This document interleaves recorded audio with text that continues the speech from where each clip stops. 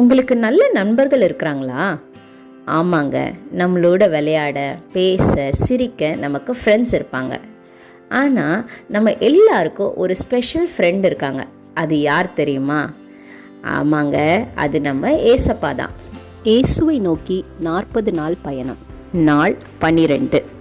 யோவான் 15:15 ஏசப்பா என்ன சொல்கிறாங்கன்னா, நான் உங்களை நண்பர்கள் என்று சொல்கிறேன் அப்படின்னு சொல்லியிருக்காங்க.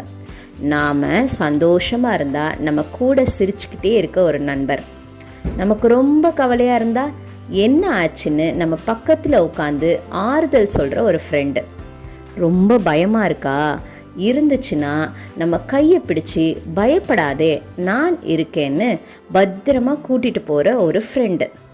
ஆமாங்க, அவர் வெறும் தேவன் அல்ல, நம்மளோட கூட எப்போதும் இருக்கிற நல்ல ஒரு ஃப்ரெண்டு. இயேசுவுடன் நடப்போம் வாருங்கள்.